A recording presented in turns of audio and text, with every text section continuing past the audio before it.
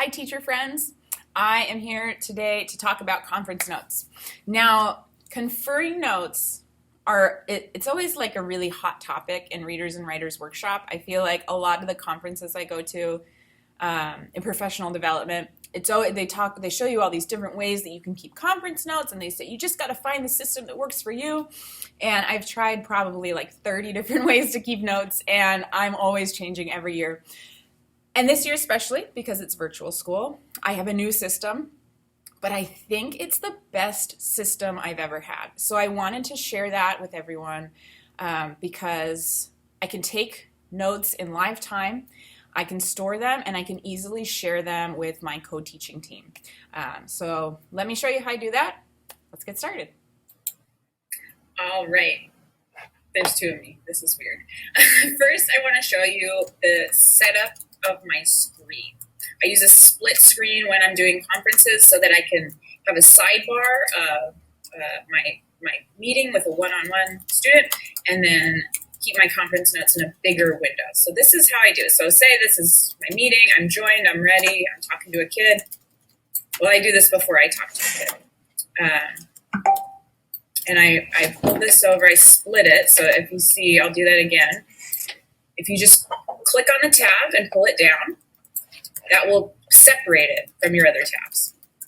So then I want to move it over to this side of the screen, and I can make it a really skinny, almost like a panel, right? Because I don't really need that to be big. I just need to see the kid's face, okay? So this is kind of my setup. Here's my Bitmoji classroom. But I want to get to my conference note, which I always have pinned. Here's another tech tip, everyone. You might already know how to do this, but you can pin tabs. I always keep these 5 tabs pinned on my Google Chrome browser because I'm accessing them constantly. So I have my Gmail, my Drive, my calendar, these conference notes, and my Seesaw. So if you want to pin something, if you're like, I always need this tab,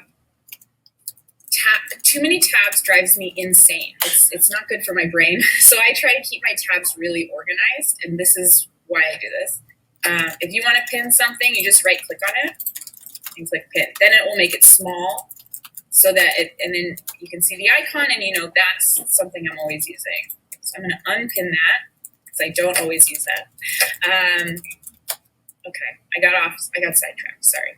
Here are my conference notes. As you can see, I have, since I'm co-teaching this year, I have 36 students. The grade 3 team has 36 students.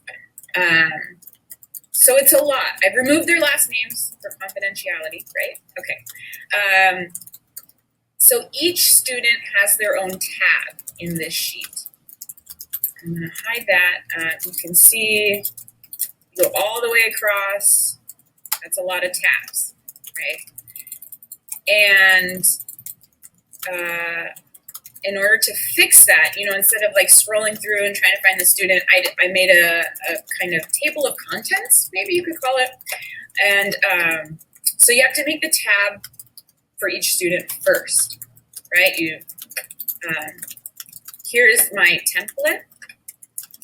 And then once you have that made, you just duplicate.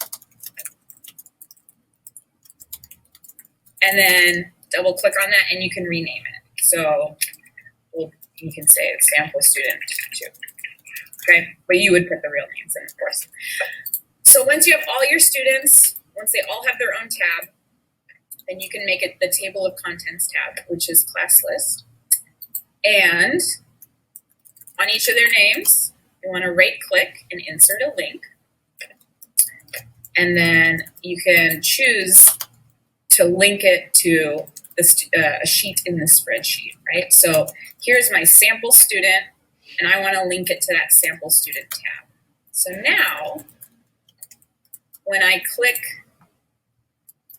here, that will take me directly to that student's conference notes. So if I click on any of my kids' names, it will take me to their conference notes page. I also just put a kind of FYI on here because it's going to be shared between a few teachers, but everything we put in here is confidential for us only. This isn't stuff that we share with parents. So that might be something, if you're sharing it with a TA or with a specialist teacher, that might be something to consider. Okay, so here I have my sample student say, I'm on my meeting right now. It's September 9th.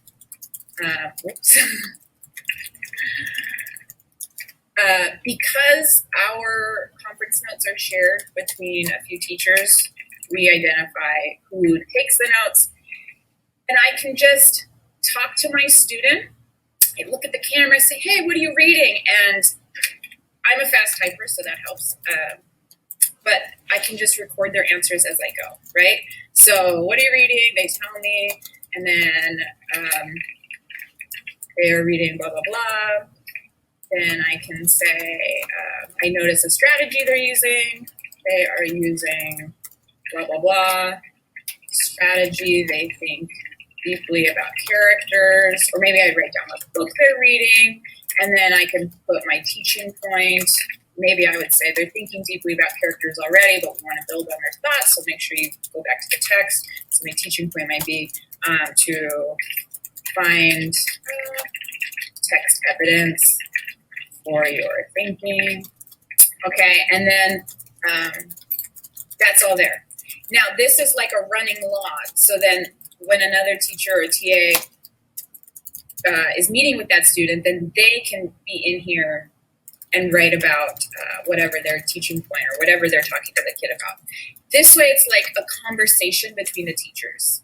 That's been really beneficial for us. But if you were just using it on your own, it's also really beneficial because I feel like I'm writing, like I'm starting to draft my report card comments right now, right? So I'm talking about what they can do at the beginning of the year. This will be really useful come the end of the semester when I need to write narrative comments. I have tons of sentences here that I can just pull from. So that is another reason why I'm really liking this. I find when I'm trying to handwrite notes, when we're in the classroom, I don't write as much because I'm not as fast. But this has been a pretty good system for me so far.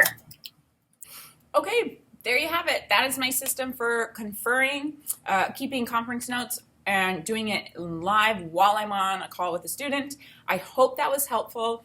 If you have any questions or anything else, you can come talk to me. Or if you are my #1 fan, Tammy, you might want to leave a comment or subscribe. Anyway, yeah, I hope this helps. Bye.